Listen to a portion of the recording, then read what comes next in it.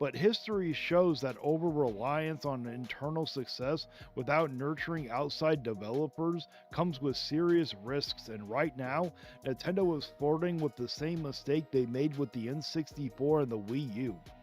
Let's start with the N64. Back in the late 90s, Nintendo was riding high with the success of the Super Nintendo, and everyone assumed their dominance would continue. But when the N64 launched, they made some major strategic decisions that hurt their relationships with third-party developers. One of the biggest issues was the cartridge format. Unlike PlayStation, which used CDs, the N64 used expensive cartridges that cost a fortune to produce and had limited storage. What's going on, guys? It's your boy Andy Matrix. I'm back on Angry Guys YouTube channel. So, Nintendo needs to stop pretending like they care about third-party games.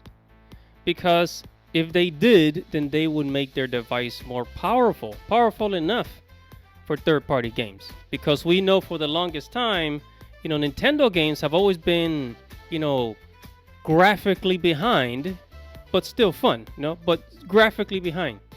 Okay, Nintendo consoles have always been like, the hardware has always been behind the PlayStation and Xbox.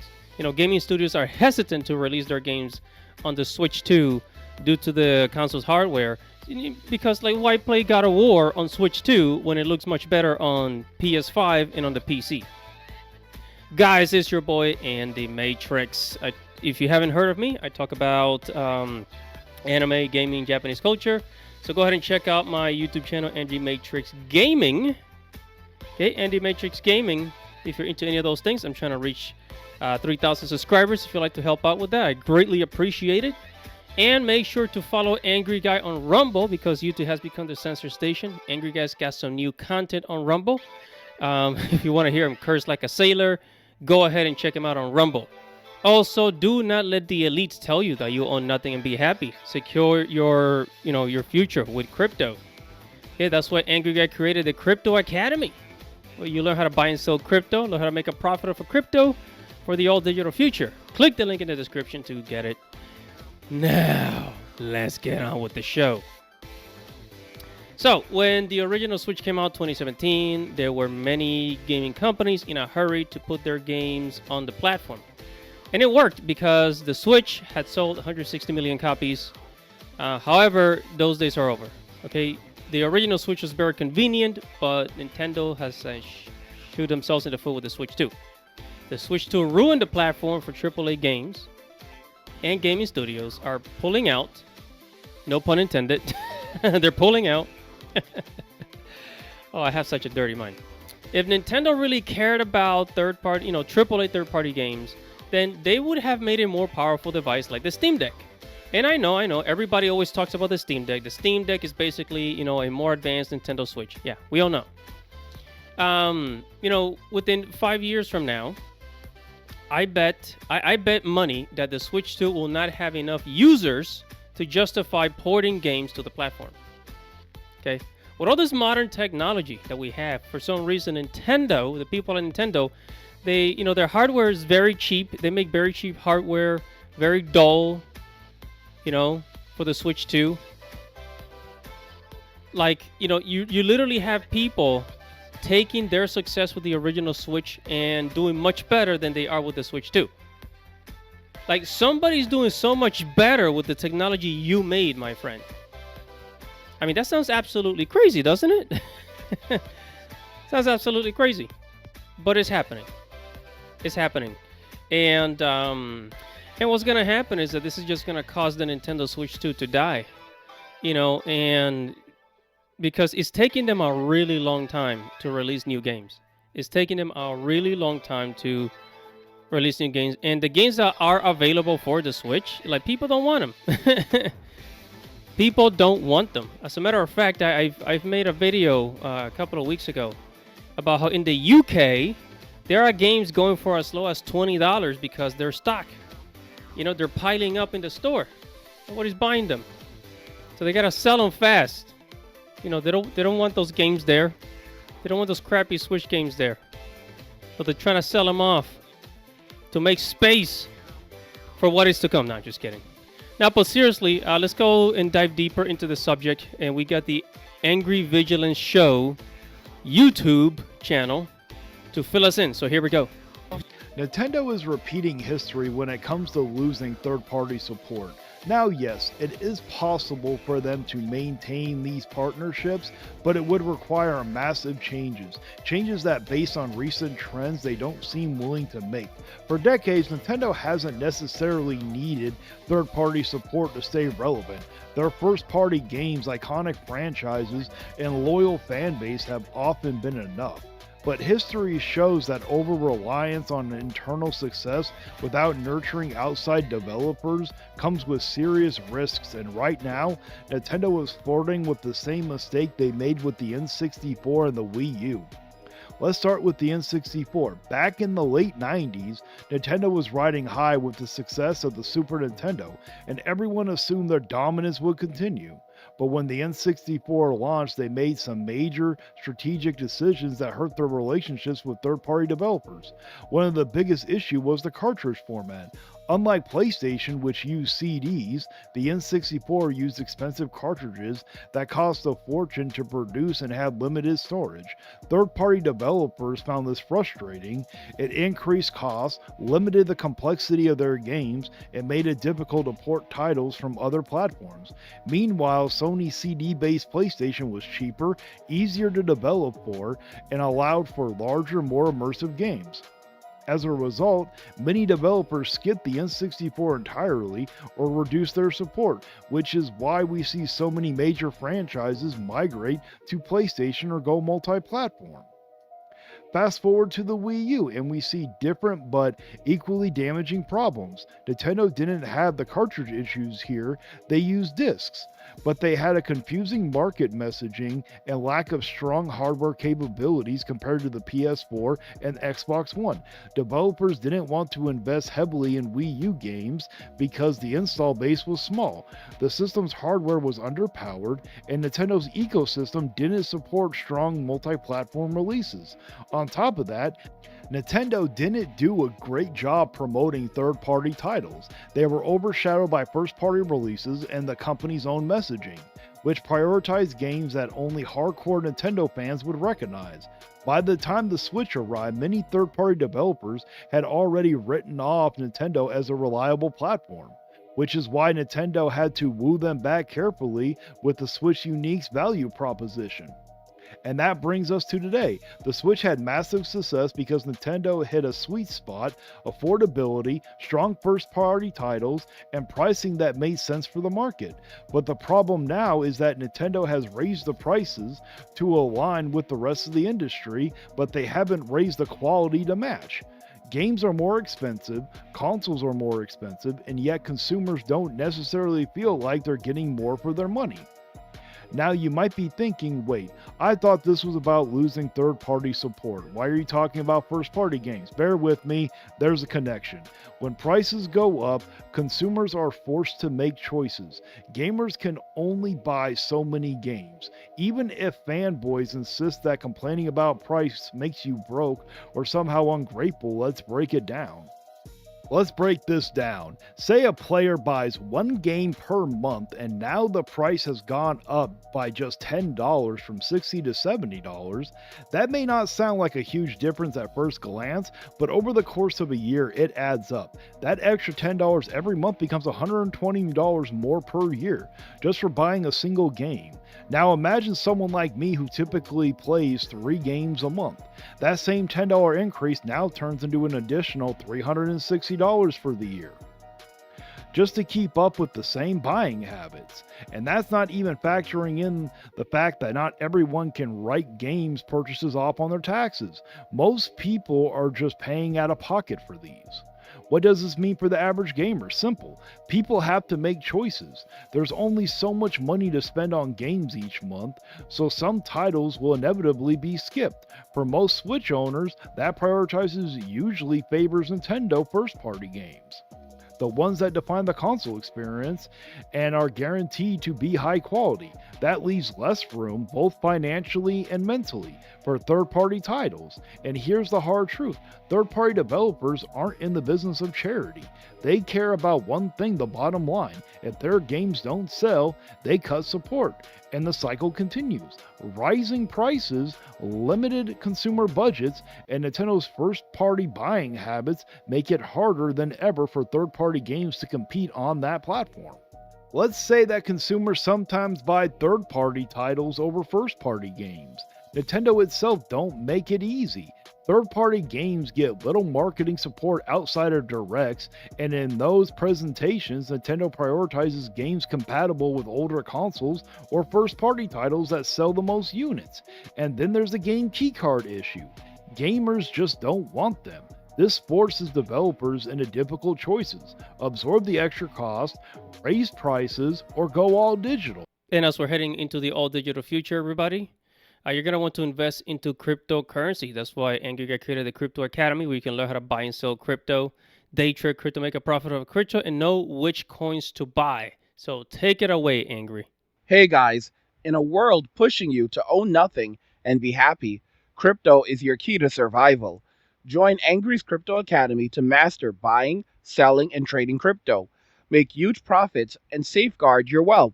Plus, discover the one crypto virtually no one is talking about, poised to create new millionaires in the upcoming bull run. The link is in the description of the video below.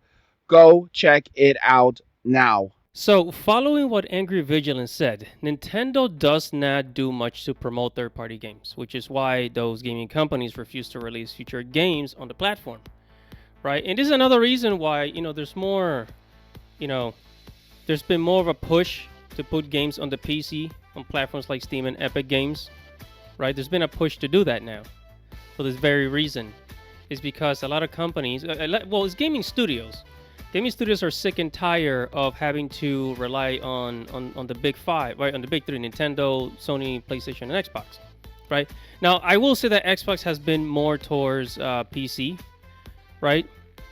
But Nintendo has always been just traditionally a console gaming. You have to buy Nintendo to play Nintendo games, and they're available nowhere else. That's how it's always been. But with PC, anybody can can play games on their PC. Right, and sometimes you don't even need a computer that's powerful enough, depending on the game you buy. That is, depending on the game you buy. But your computer doesn't have to be like super duper powerful. Especially to play games like Mario Sunshine or something like that, right? We can easily say that Nintendo wants third-party games so that the platform, on their platform, to make it seem like there are many options. And don't get me wrong, there are many options. However, they prioritize their own Nintendo titles like Mario and Zelda. Okay. And as a result, for neglecting, third-party games, gaming companies rather pull out of the Switch console, especially the Switch 2, if they are not going to sell many copies, right? One of the things that made the Switch console was affordability, right? The Switch console was affordable, the original. They got, the main console, the Switch, and then they got the Switch Lite, which it was $200. Right, with 720p graphics, which is okay for the price. It was affordable. It was an affordable way to game. But Nintendo is no longer affordable. They no longer care about affordability. And I wonder why no one ever thinks about lowering the prices to attract more customers. Right? Like, are they so greedy that they rather shoot themselves in the foot to make an extra buck rather than keep the customer? Right, it's like they're not really thinking long term. I mean, they think long term in the sense of the games and the console, but they don't think long term with the customers, especially Nintendo. And we're gonna talk about why in a second. But first, let's go back to Angry Vigilance. Here we go. Each with its own complications. Let me be blunt. The fault lies largely with Nintendo. They have chosen to use expensive cartridges and convince consumers that AA games are worth AAA prices. This creates an environment where third party developers can't compete. Nintendo's budgets for first party games are lower than those of many third party studios, which in itself is challenging, but combined with pricing strategy and marketing choices, it's a recipe for losing support. And history tells us this isn't new. The N64 lost third-party support because of expensive cartridges and limited storage. The Wii U lost it because of weak hardware, confusing marketing, and a lack of developer incentives. Now, with the Switch 2, we're seeing echoes of both mistakes. Prices are rising, the market is saturated with expensive cartridges and digital games, and first-party games dominate attention. Third-party developers are being squeezed out again. Of course, fanboys will insist this is all a conspiracy against Nintendo, but no, it's poor business decisions, plain and simple. Nintendo could turn this around. They could invest in better marketing for third-party games, reevaluate pricing strategies, and create more incentives for developers. But based on patterns from the N64, Wii U, and now the Switch 2, history suggests they probably won't. Meanwhile, many fans defend Nintendo every move, insisting gamers should pay full price for everything to support the company. Blind loyalty isn't going to fix poor business decisions. If Nintendo doesn't adapt, the consequences will be clear. Fewer third-party games, frustrated consumers, and a growing precipitation that Nintendo doesn't play well with others. And that's a problem Nintendo has to face before, and it's very much facing again. Nintendo could turn this situation around, but it would require them to be reasonable and willing to make some sacrifices, something they have rarely shown the patience to do. For starters, the standard 30% cut that Nintendo takes from game sales is a massive hurdle for third-party developers trying to make a profit. Imagine if instead Nintendo were willing to lower that cut to say 10%. It would make the platform far more attractive for developers while still allowing Nintendo to get some profit. I know what the fanboys will say, that's not fair to Nintendo, why should they take less? Well, let's be real here, this is a consequence of their own poor decisions. Nintendo chose to go with expensive cartridges, a format that nobody really wanted. They knew the costs were high, and yet they went ahead anyway. The decision was theirs, and now it's affecting the ecosystem around their console. Nintendo also needs to loosen the reins on how third-party developers market and release their games. Right now, Nintendo tightly controls visibility, release windows, and promotions, which can make it incredibly difficult for outside developers to succeed. Allowing third parties to market their own titles, choose their release dates, and manage pricing strategies could create a healthier ecosystem for both the developers and the consumers. Make no mistake, Nintendo doesn't need major third-party support to survive. They have Mario, Zelda, Pokemon, Super Smash Bros., Splatoon.